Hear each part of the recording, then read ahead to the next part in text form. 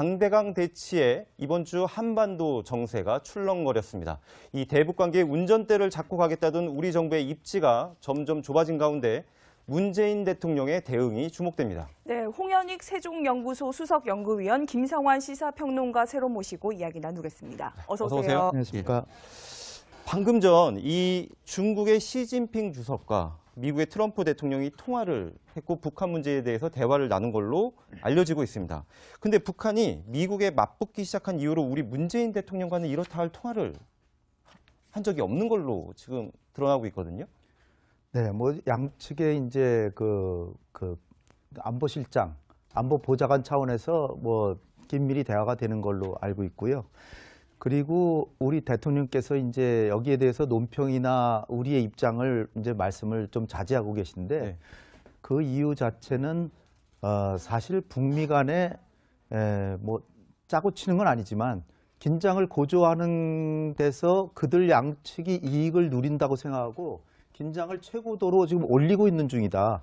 그런 상황에서 어떻게 보면 이성적이 아니라 감정적인 서로 대응을 하고 있는데 그렇다고 이 양측을 다 비난해야 되는데 그렇게 하기보다는 어떻게 보면 우리로서는 역시 한미동맹을 강조하고 한미 간의 공조를 통해서 문제를 해결해야 되는데 그리고 또 하나는 한미 공조도 유지해야 되지만 남북 간의 대화도 또 해나가고 궁극적으로 북핵 문제를 대화로 풀어나가야 되기 때문에 이 지혜를 짜내기 위해서 이제 계기가 내일 모레 광복절에 있지 않습니까? 네.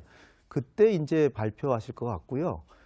아니면 또 이틀 뒤에는 이제 문재인 정부 출범 100일이 또 됩니다. 그러니까 두 번의 기회가 있다.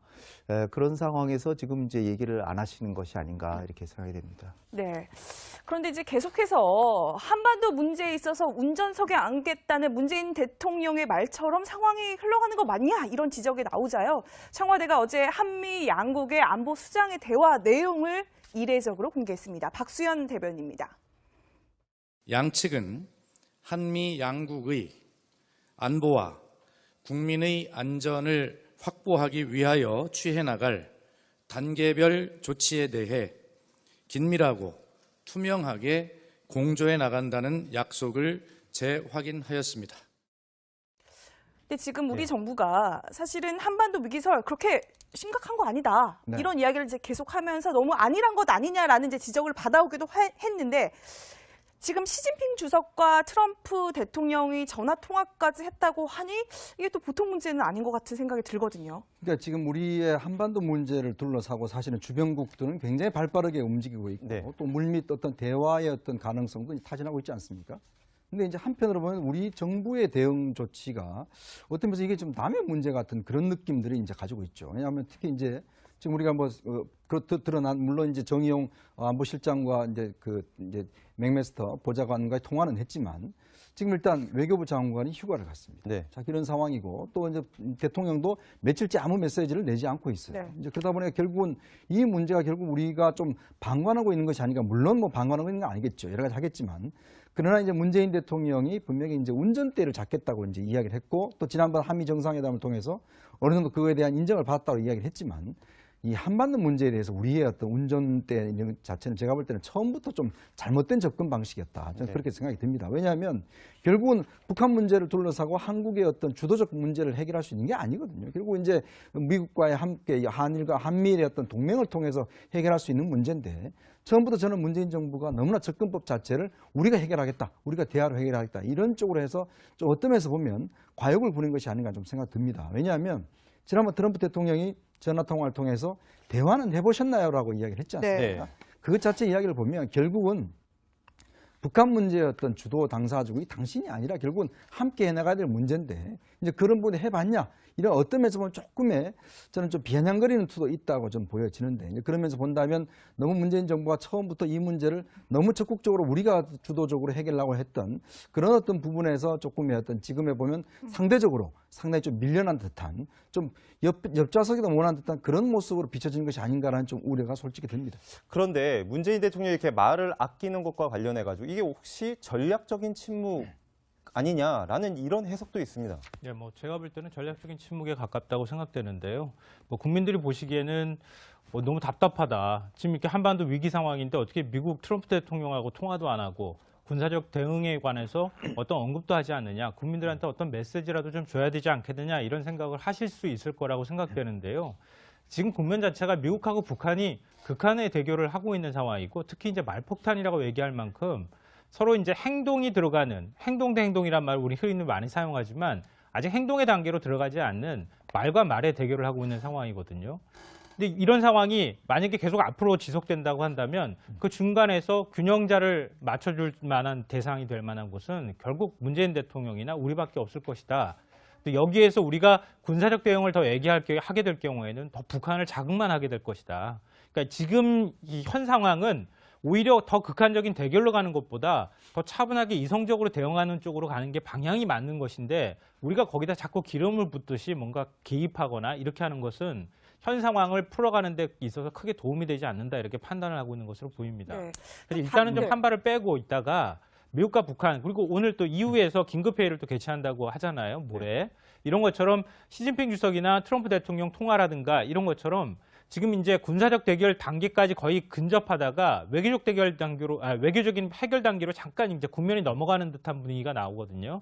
그러니까 이런 국면에서 우리가 이제 좀 들어갈 여지가 생길 수 있을 것 같고요. 그런 것에 대비해서 문 대통령이 좀 말을 아끼고 있는 것은 아닌가 생각을 합니다. 예, 저도 뭐 그 동일선상에서 좀 말씀을 드리는데 사실 아주 냉철하게 보면 북한이 지금 하고 있는 건 뭐냐면 지난달 28일에 미국 본토를 공격할 수 있는 장거리 미사일 실력을 보여줬고 그 뒤에 이제 최근에 나온 그 뒤에 벌어지는 일들은 거꾸로 미국 측에서 예방전쟁 가능성을 얘기했어요. 예방전쟁이란 건 사실 국제법적으로 완전히 불법입니다. 네. 선제 타격하고는 전혀 다른 거예요. 이게 상대방이 그냥 무기 생산한다고 언젠간 저 무기로 나를 치겠다. 따라서 그 무기 공장을 때리는 거예요. 네. 그런 거는 그 사실 오래전부터 국제법적으로 불법이거든요. 선제 타격하고 다른 얘기를 하니까 그러니까 거기에 대한 대응으로 이제 북한에서도 이거 미국 본토를 칠 실력까지 보여줬는데 왜 이러나.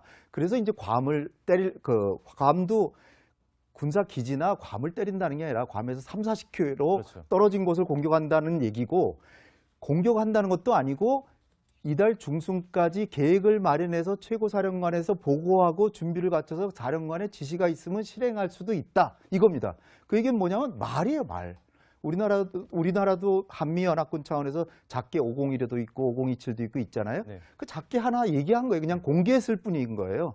근데 여기에 대해서 이제 화염과 분노 막 이런 식으로 나오고 이제 우리는 그 뭐 핵까지 뭐 사실 장착돼 있다 뭐 이런 식으로 막 나오니까 근데 이제 중요한 것은 여기서 국제 정치를 볼 때 북한과 미국이 역대의 한반도 긴장이 최고도로 고조되면 가장 이익을 보는 건 미국과 북한입니다. 네.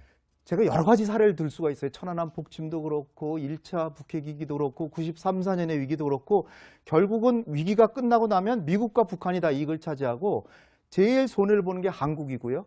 그 다음 손해보는 게 중국이에요. 네. 그러니까 시진핑 주석은 지금 오늘 트럼프 대통령하고 전화통화를 통해서 명분부터 따지는 겁니다. 미국과 중국한테 가장 중요한 게 뭐냐. 한반도의 평화와 안정 그리고 북핵 문제 해결이다. 그런데 지금 하는 행동들은 전혀 거기에 목적에 타당한 것이 아니라 오히려 전쟁 쪽으로 가는 거 아니냐. 그거부터 해서 트럼프 대통령에게 그거 옳은 말이다 하고 그렇다면은 지금 하는 행동이 옳지 않은 거 아니냐. 거꾸로요. 지금 사실 전쟁 일보 직전의 위기라고 우리가 생각했는데 시진핑과 트럼프 간의 통화 내용을 보면 이거 뭐 지금 올가을에 방문할게 뭐 그래도 그거 오면 좋겠다 뭐 이런 식의 얘기를 하고 있고요. 네.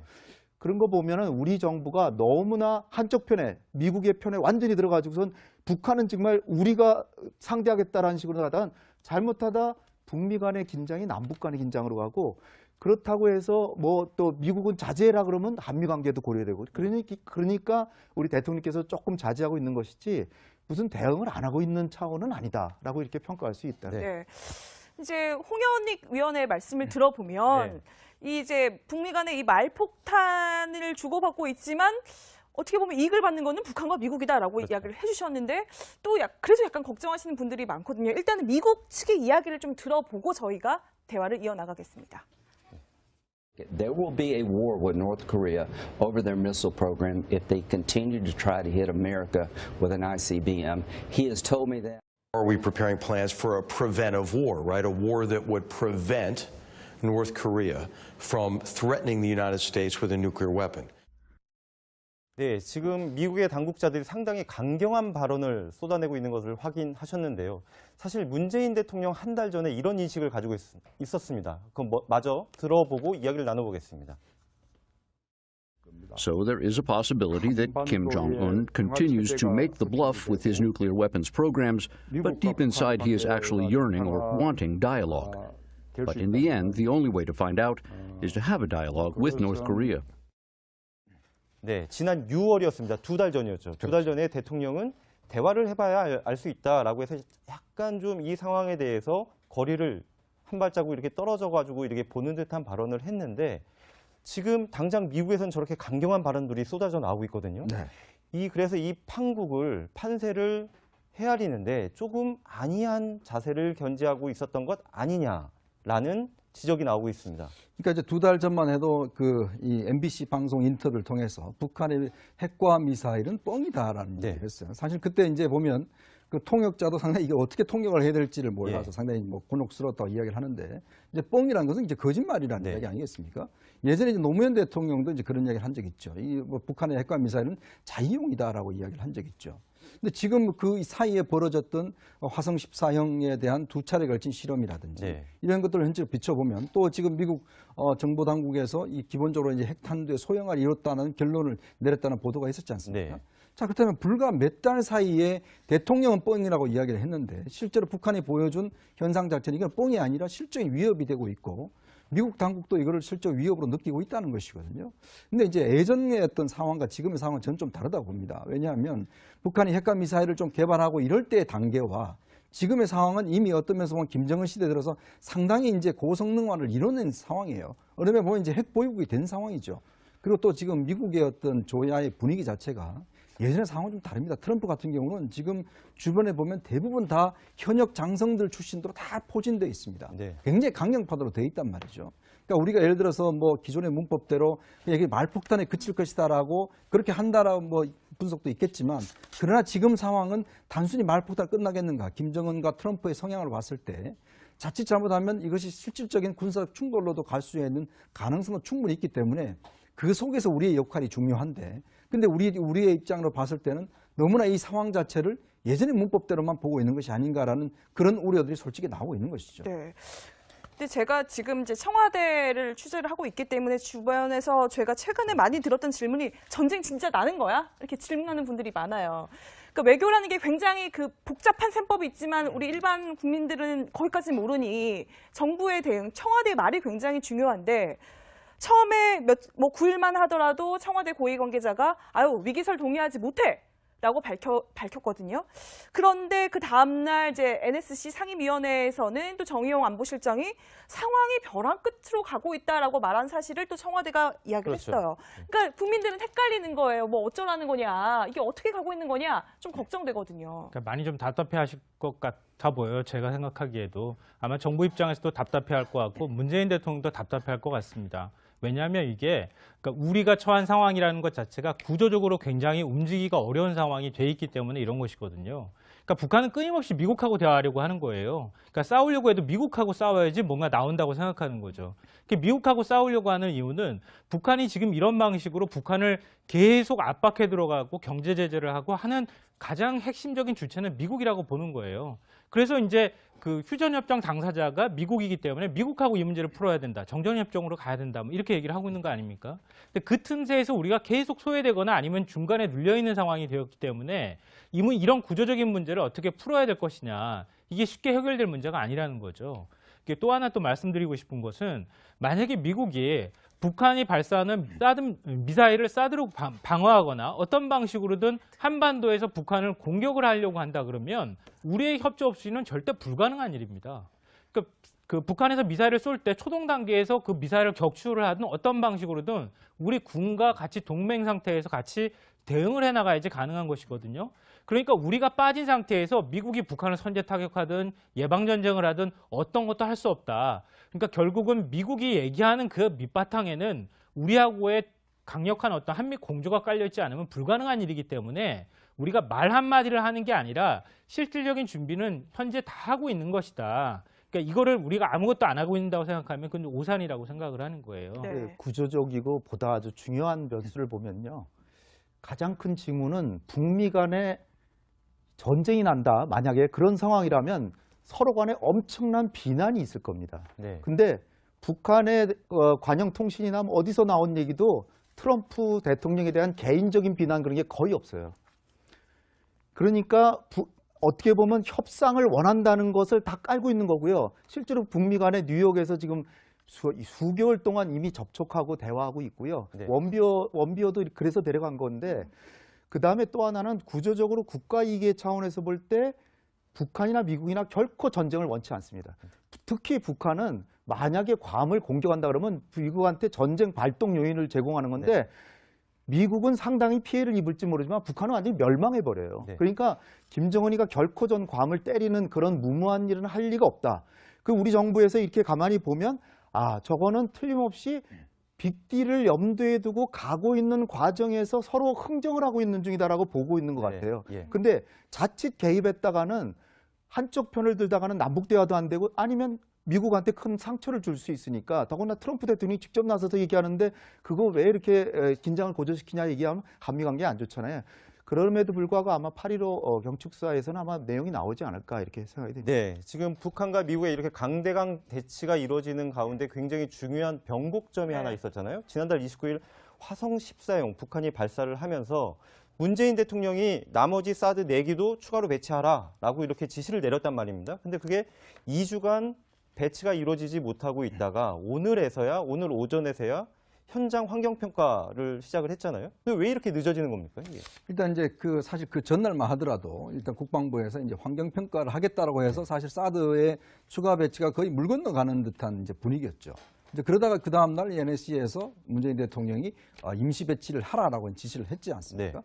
근데 그 이후에 물론 한미 당국 간의 어떤 협상은 있지만 지금 현재 그 사드 성주 현지에서 여러 가지 반대 단체들 뭐 학생들 시위가 심하니까 이제 지금 이 전자파 측정 이것까지도 사실 막았지 않습니까? 네. 이제 그러다 보니까 결국은 이제 하루 이틀 지나고 나니까 지금 벌써 한 뭐 몇십 일이 흘렀어요. 자, 그런 면에서 본다라면 저는 이 사드 문제에 대한 접근 자체도 보면 기존에 우리 정부가 뭔가 해결할 수 있는 방안이 있는 듯해 이제 접근을 했지 않습니까? 문재인 대통령이 지난 대선 과정에서 나에게 보관이 있다고 네. 했잖아요. 근데 그 보관이라는 게 내보니까 결국 뭐 환경평가 뭐 이런 것밖에 없는 것이었거든요. 결국 이제 이 사드 문제는 결국 우리가 결단을 내려야 되는 그런 상황에 이제 왔다는 것이죠. 그러니까 더군다나 지금 화성 14형이 발사를 2차례 한 마당에 굉장히 그 어떤 레이더의 중요성 자체가 이제 부각되고 있지 않습니까? 네. 이제 그렇다고 한다면 이걸 대통령이 지시지 않습니까? NSC의 지시인데 실제로 이거 자체가 지금 미적거리고 있다는 것 자체는 보면 국민들 입장에서 보면 아니 대통령이 NSC에서 지시를 했는데 왜 이것이 진행되고 있지 않는가라는 또 그런 불신을 갖게 될 수가 있거든요. 그렇다고 한다면 우리가 안보 문제에서만큼은 대통령의 지시와 어떤 이행 과정 자체가 실제로 국민들이 보기에 뭔가 좀 투명하고 빠르게 진행되는 그런 모습을 보여주면 안심을 할 텐데 이제 그런 것들이 계속 이제 지연이 되고 있으니까 나름대로 국민들의 입장에서 볼 때는 상당히 불안감이 있는 것 같고 지금 시위대 자체가 보면 점점 더 학생들도 지금 참여를 하고 있지 않습니까? 네. 그러니까 이것 자체가 보면 자꾸 더 문제가 꼬이는 방향으로 갈 수 있는 가능성도 있다고 봅니다. 네. 근데 지금 이제 사드 배치와 관련해서 미국에서는 그런 이야기도 나왔잖아요. 아니 우리가 우리 돈 들여서 한국 좀 보호해주겠다는데 왜 배치를 반대하냐라는 그 여론도 있었는데 그걸 반영하듯이 이제 사실 지난 4월달에 사드 배치가 됐을 때. 그 미군이 이제 그 반대하는 주민들을 보면서 약간 웃는 듯한 그렇죠. 그 사진이 이제 지금 저 장면이에요. 저 영상인데 약간 웃는 듯한 모습이 보여지면서 논란이 됐었어요. 지금 뭐 장난하는 것도 아니고. 네. 그런데 지금 미군의 태도가 오늘 보니까 좀 달라졌더라고요. 네, 벤달미 8군 사령관이 공식 사과를 했죠. 왜 사실 그런 이것도 걸까요? 네. 이례적이라고 볼 수 있는데요. 왜냐하면 이렇게 사드 배치하는 것 자체의 어떤 필요성을 떠나서 사드 배치하는 과정에서 그 군인이 보여줬던 약간 비아냥거리는 듯한 웃음이라든가 그리고 또 휴대폰으로 그 반발하면서 막는 주민들을 찍었거든요. 네. 그런 거 보면서 국민들이 상당히 좀 감정이 악화가 된 것이 사실이기 때문에 미군 입장에서 절차는 한국에서 진행한다 하더라도 한국민들이 반미 감정이라든가 아니면 사드에 대해서 반대하는 어떤 감정적인 측면이 이루면 안 되겠다.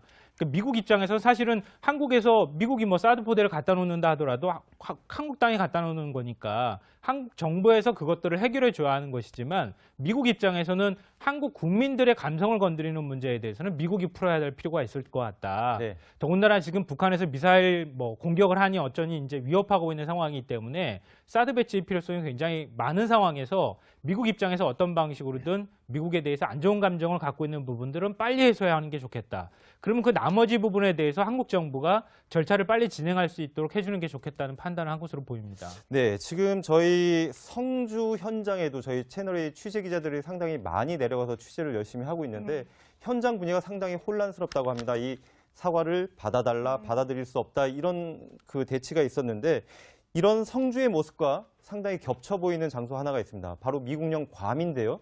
이 괌 현지 분위기 어떨지 저희가 이 프로그램 시작하면서 유승진 기자가 현지에서 연결을 해줬는데 유승진 기자가 현지 주민들을 좀 만나봤습니다. 들어보시겠습니다. Normal also. They're still mowing their lawns and like another normal day. I trust our soldiers and yeah, you know, I believe that in their force that they can protect us. 자, 우리는 우리 군을 믿는다. 우리를 보호할 능력이 충분히 있다고 생각한다라고 이렇게 좀 안도하는 그런 분위기인데요. 근데 어제 저희 채널A에서 그 괌 현지에 있는 주지사를 인터뷰를 한 장면이 있습니다. 같이 들어보시겠습니다. As an American citizen, I want a president that says that if any nation such as North Korea attacks Guam, attacks Honolulu, attacks the West Coast, that they will be met with hell and fury. 폭스뉴스하고 인터뷰를 한 장면이죠. 근데 네. 겹쳐 보이는 게 보면은 특이한 점이 주지사는 트럼프 대통령을 중심으로 상당히 단결하는 모습이고 네. 현지 주민 역시도 미군의 신뢰를 보내고 있는 저런 모습이 등장을 합니다. 그렇습니다. 좀 전에 뭐 트럼프 대통령이 직접 전화까지 해서 네. 당신은 1000% 안전할 것이다. 네. 뭐 이렇게까지도 이제 이야기를 하면서 아무래도 이제 처음으로 사실 미국 당국이 저렇게 이제 어떤 면에서 보면 상대방국으로부터 이제 뭐 공격을 2차 대전 이후에 처음으로 어떤 구체적인 어떤 이 경로까지 제시하면서 이제 공격을 어떤 예고를 받았지 않습니까? 그 상당히 미국 입장에서 볼 때도 굉장히 좀 충격적인 상황이죠. 네. 그런데 문제는 이제 과연 이제 북한이 저렇게 할 의도가 있느냐라는 것인데 지금 일단 뭐 김낙겸이 이제 그런 주장을 하고 있는 상황인데 사실은 뭐 아까도 홍 박사님 이야기했지만 네. 북한이 그 정도 아마 도발을 한다는 것은 제가 볼 때는 거의 뭐 이제 전쟁을 한번 하자라는 이야기일 겁니다. 뭐 실제 그렇게 될 경우는 북한도 뭐 거의 뭐 생존할 수 없는 상황으로 가기 때문에 물론 뭐 협박이겠지만 그러나 이제 미국 입장에서 볼 때는 처음으로 저런 어떤 실적인 위협을 받았기 때문에 나름대로 대응을 해야 되는 것이고 특히 또 이제 지금 뭐 일본 같은 경우는 굉장히 구체적으로 움직이고 있지 않습니까? 뭐 패트리어트를 좀 구체적으로 배치를 하고 있고 사드 자체도 이제 구체적으로 이제 요격하기 준비를 하고 있는 상황이기 때문에 일단은 북한이 어떤 면에서 보면 지금까지 상황과 좀 다르게 좀 예측할 수 없게 움직일 수 있는 저는 가능성도 충분히 있다라고 보거든요. 그런 면에서 트럼프 대통령이 굉장히 괌 주민들을 안정시키기 위한 좀 활동들을 벌이고 있는 것 같습니다. 네. 이 점은 우리가 좀 생각해 볼 필요가 있을 것 같은데요. 예전에 이제 이라크전 이후부터 나타나는 하나의 현상 중에 하나인데 전쟁을 생중계하기 시작했습니다. 네. 일종의 전쟁이라는 개념이 심리전이라는 개념으로 넘어갔거든요. 그러니까 지금 북한이 공개적으로 위협을 하는 것은 일종의 심리전의 일종일 수도 있습니다. 이제 지금 보면 그 외신들이 특히 미국 언론들이 괌 현지 분위기하고 한반도 특히 이제 우리의 어떤 분위기랑 비교를 해서 기사들을 많이 썼잖아요. 그러니까 우리는 심드렁하고 그렇게 위협을 느끼지 않는 것 같은데 괌 주민들은 거의 뭐 패닉이나 공황 상태다. 네. 이런 얘기들이 나오니까 뭐 틸러슨이라든가 뭐 지금 이제 트럼프 대통령도 마찬가지지만 괌 주민들을 안심시키려고 하는 모습들을 굉장히 많이 보이고 있어요. 네. 그러니까 괌 주민들이 흔들리게 되면은 미국 국민들도 같이 불안해할 가능성이 굉장히 높기 때문에 괌 주민들을 심리전 차원이라도 공포감이나 이런 것들이 일어나지 않도록 하는 것이 굉장히 중요하다 이렇게 보고 안심시키는 작업에 굉장히 공을 들이고 있는 것 같습니다. 네.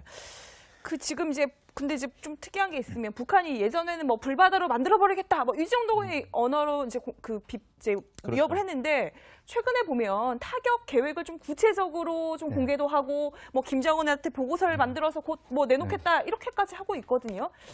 근데 태용호 공사는 김정은이 미친 척하고 있을 뿐이지 미친 사람이 아니다라고 또 경고도 했어요.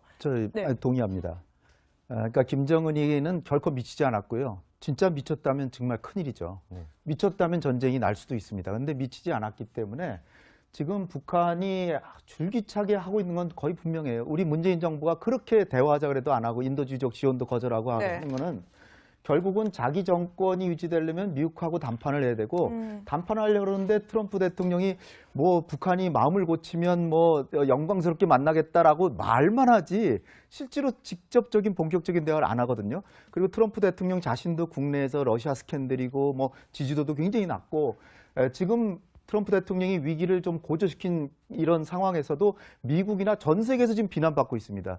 그런 상황에서 이 김정은이가 지금 생각하는 거는 트럼프와의 결국 담판을 해야 되는데 담판을 가기 위해선 상당한 긴장이 필요해서 나름대로는 7월 4일 독립기념일에 쏘고 7월 28일 날 진짜 미국 본토에 확실히 도달하는 걸 보여줬는데도 오늘 나온 뉴스가 또 재진입엔 또 실패했다. 네. 뭐 그러고 하니까 그렇다면 비록 미국의 해외 영토이지만 괌에 대해서 확실하게 우리가 괌을 타격할 수 있다는 걸 보여주겠다고 하는 걸 직접 공격했다가는 정말 자기 맞아 죽어서 정권이 몰락하니까 네.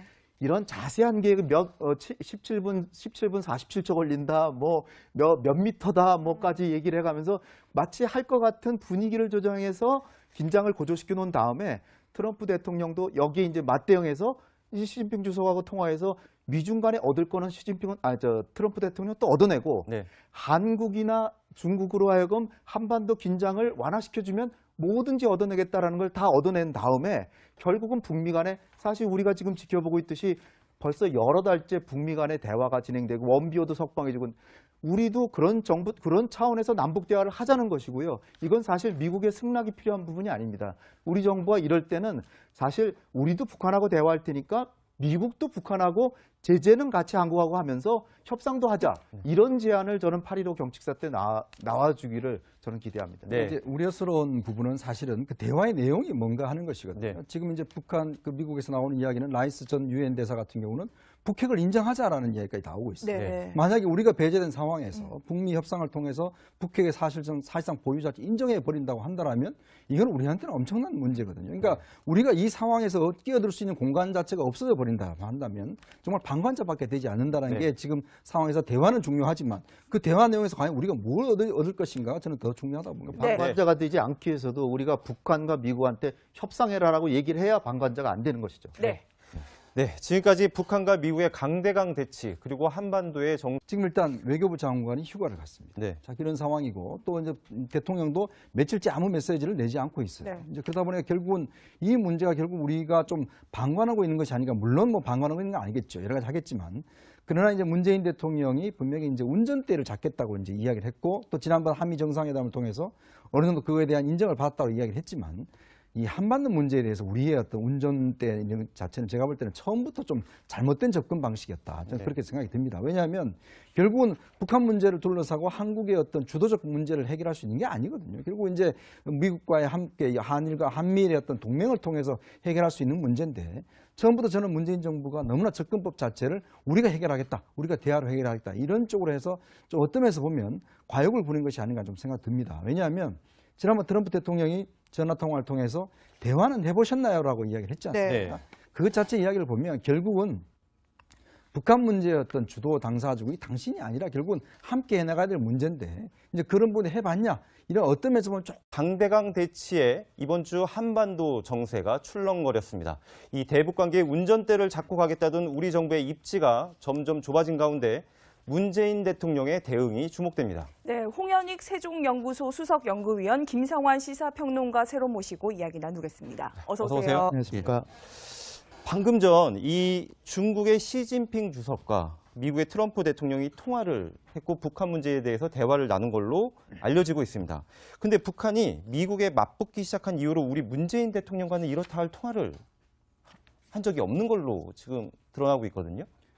네, 뭐 양측의 이제 그 안보실장, 안보보좌관 차원에서 뭐 긴밀히 대화가 되는 걸로 알고 있고요. 그리고 우리 대통령께서 이제 여기에 대해서 논평이나 우리의 입장을 이제 말씀을 좀 자제하고 계신데 네. 그 이유 자체는 사실 북미 간에 뭐 짜고 치는 건 아니지만 긴장을 고조하는 데서 그들 꿈에 저는 좀 비아냥거리는 투도 있다고 좀 보여지는데, 이제 그러면서 본다면 너무 문재인 정부가 처음부터 이 문제를 너무 적극적으로 우리가 주도적으로 해결하려고 했던 그런 어떤 부분에서 조금의 어떤 지금에 보면 상대적으로 상당히 좀 밀려난 듯한, 좀 옆좌석에도 못한 듯한 그런 모습으로 비춰지는 것이 아닌가라는 좀 우려가 솔직히 듭니다. 그런데 문재인 대통령이 이렇게 말을 아끼는 것과 관련해 가지고 이게 혹시 전략적인 침묵 아니냐라는 이런 해석도 있습니다. 네, 뭐 제가 볼 때는 전략적인 침묵에 가깝다고 생각되는데요. 뭐 국민들이 보시기에는 너무 답답하다. 지금 이렇게 한반도 위기 상황인데 어떻게 미국 트럼프 대통령하고 통화도 안 하고 군사적 대응에 관해서 어떤 언급도 하지 않느냐. 국민들한테 어떤 메시지라도 좀 줘야 되지 않겠느냐 이런 생각을 하실 수 있을 거라고 생각되는데요. 지금 국면 자체가 미국하고 북한이 극한의 대결을 하고 있는 상황이고 특히 이제 말폭탄이라고 얘기할 만큼 서로 이제 행동이 들어가는 행동 대 행동이란 말 우리 흔히 많이 사용하지만 아직 행동의 단계로 들어가지 않는 말과 말의 대결을 하고 있는 상황이거든요. 근데 이런 상황이 만약에 계속 앞으로 지속된다고 한다면 측이 이익을 누린다고 생각하고 긴장을 최고도로 지금 올리고 있는 중이다. 그런 상황에서 어떻게 보면 이성적이 아니라 감정적인 서로 대응을 하고 있는데 그렇다고 양측을 다 비난해야 되는데 그렇게 하기보다는 어떻게 보면 우리로서는 역시 한미동맹을 강조하고 한미 간의 공조를 통해서 문제를 해결해야 되는데 그리고 또 하나는 한미 공조도 유지해야 되지만 남북 간의 대화도 또 해나가고 궁극적으로 북핵 문제를 대화로 풀어나가야 되기 때문에 이 지혜를 짜내기 위해서 이제 계기가 내일 모레 광복절에 있지 않습니까? 네. 그때 이제 발표하실 것 같고요. 아니면 또 이틀 뒤에는 이제 문재인 정부 출범 100일이 또 됩니다. 그러니까 두 번의 기회가 있다. 그런 상황에서 지금 이제 얘기를 안 하시는 것이 아닌가 이렇게 생각이 됩니다. 네. 그런데 이제 계속해서 한반도 문제에 있어서 운전석에 앉겠다는 문재인 대통령의 말처럼 상황이 흘러가는 거 맞냐 이런 지적이 나오자요. 청와대가 어제 한미 양국의 안보 수장의 대화 내용을 이례적으로 공개했습니다. 박수현 대변인입니다.